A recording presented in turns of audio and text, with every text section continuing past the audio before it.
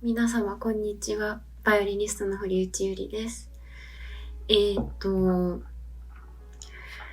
はインディアナ州から日本に帰る途中なんですけれども、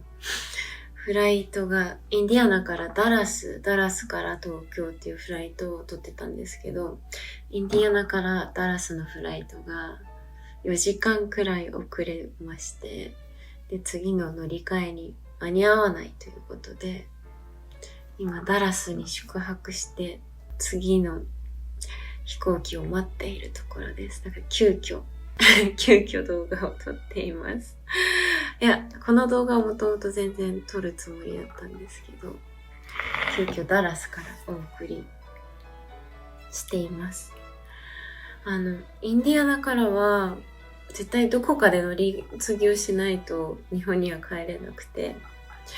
でそのダラスから日本に飛ぶ便がその日の最後の便だったみたいで、今日の最後の便だったみたいで、明日に帰るしかありませんって言われて、でも結局その便も遅れてたから、ダラスに着いた時に帰ってなかったらもしかしたら乗れたじゃんとか思って、まあそれは旅はなかなか思い通りにはいきませんね。そう、でもやっと2月ぶりに日本に帰れるのがすごく嬉しいです。今からワクワク。食の面でも生活の面でも皆さんに会えることもワクワクしています。今日はこの夏の全国リサイタルツアースーベニアで演奏する曲の一つ、ブラームスのバイオリンソナタ第2番の第1楽章について少しだけお話できたらなと思っています。このリサイタルのテーマについてお話しさせてください。私自身今回のリサイタルにスーベニアっていうタイトルをつけました。もともとはフランス語でスーベニアかな。で、思い出とか記憶っ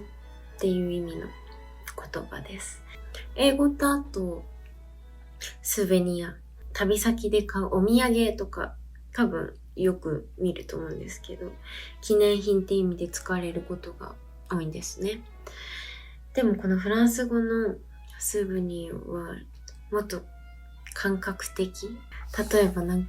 ふとした香りとかで蘇る記憶とか、誰かと過ごす時間、心に残る何かのことなんですよね、このスーベニアっていうのは。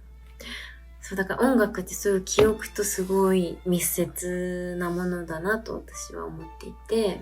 弾いているとふとしたことで蘇る景色とか、誰かと交わした小さな言葉とか、そういうのが音に乗って戻ってくることがあります。この夏のプログラムにはそんな私のスーベニアをたくさん詰め込みました。聞いてくださる皆さんにもそれぞれの思い出に触れるような時間になればすごく嬉しいなと思っています。この思い出、スーベニアっていうテーマに自然と結びついたのがブラームスのバイオリンソナタ第2番です。この曲は私にとっても本当に思い出のような曲で、いつだったかな、4年前に初めて取り組んだ曲なんですけれども、演奏するたびに心がちょっと柔らかくなるような、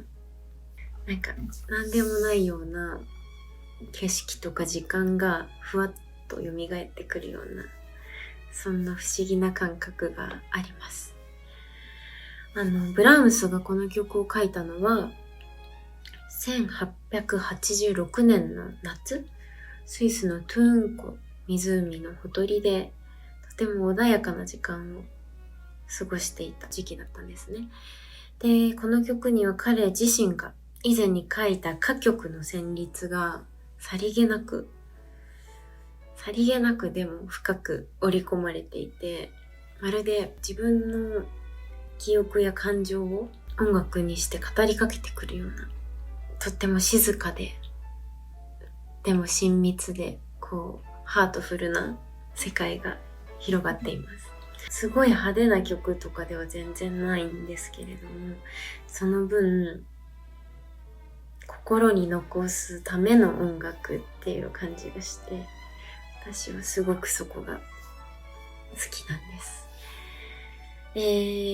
今回私が最初にショーンフィールドの4つのスーベニアという曲をインディアナ大学で習っている、もう私の大好きな尊敬するジェームズ・エーネス先生にこの曲すごく弾くといいと思うって教えてもらって、でスーベニアっていうテーマでリサイタル作れないかなって思ったんですね。でこのテーマにもう一曲何か選ぶなら何がいいかなって話をエーネス先生としてた時に、いろいろな曲が思い浮かんだんですけれども、この曲がスーベニアっていうテーマにぴったりだなっていう話になって、先生とも満場一致で選びました。この曲を通してブラームスにとっての思い出と私にとっての思い出と、そして聴いてくださる皆様にとっての思い出がどこかで重なるような、そんな時間になったらすごい嬉しいなと思っています。そしたら今回はブラームスのバイオリンソナタ第2番の1楽章から私の好きポイント、推しポイントをそうだな3つくらい弾きながらご紹介しようと思います。3つって選びきれないくらい全体を通して本当に美しいんですけれども、特に心に残っているところ、弾いててグッとくるところをちょっとずつお話ししてみようと思います。まず冒頭ですよ。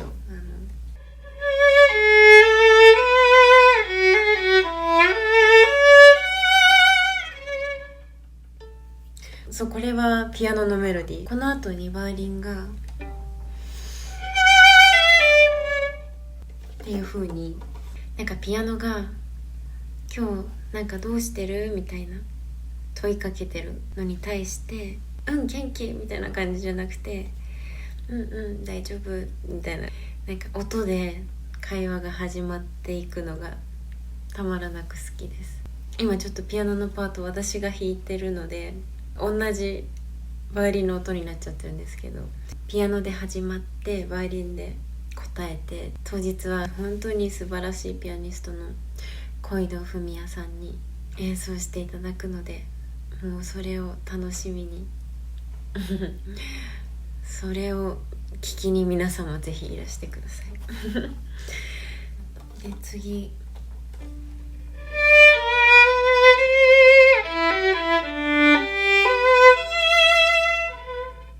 これがピアノで、次に弾くのがバイオリン。この少しずつゆっくり会話が進んでいく感じ、もうその冒頭がたまらなく美しいなって私は本当に思います。次ここはね、もう本当に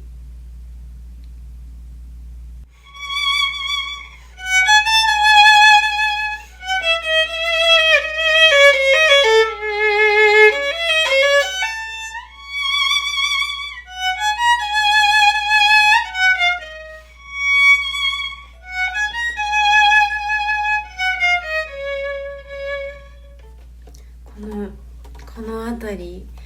曲が一周してちょうど戻ってくるっていうところなんですけれども、もう私ここのパートを弾きたい、ここのパートを弾くためにこの曲を弾いてるっていうくらいここが大好きで、同じメロディーが繰り返されるんですけれども、ちょっと切なさを含んで戻ってくるのがすっごいグッときて、記憶を思い出すことの優しさと少しの寂しさ、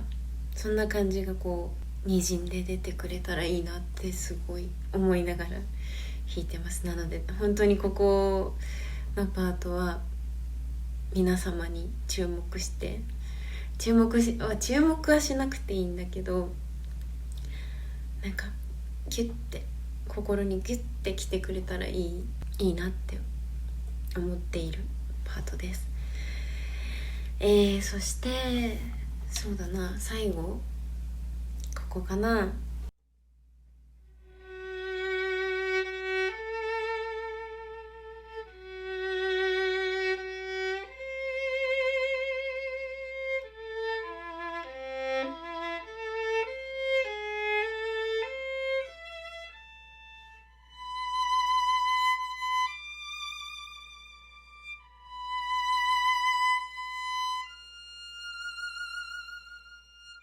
そう、ここがいつもなんか子守歌みたいにすごく私は思って、本当に美しくて、私の中ではこうもう眠っていいよって語りかけてくるような、ピアノの揺れるリズムとこのバイオリンの旋律、8小節間続いて、そしてまた調が変わって転調して、同じモチーフがさらにこう繊細になって戻ってくる。でここを弾くたびに言葉にできない思い出みたいなものがふわっとふわっと浮かんでくる気がします。そうね、こうしてでも一つ一つ見ていっても、この曲がどれだけこう感情の奥の方を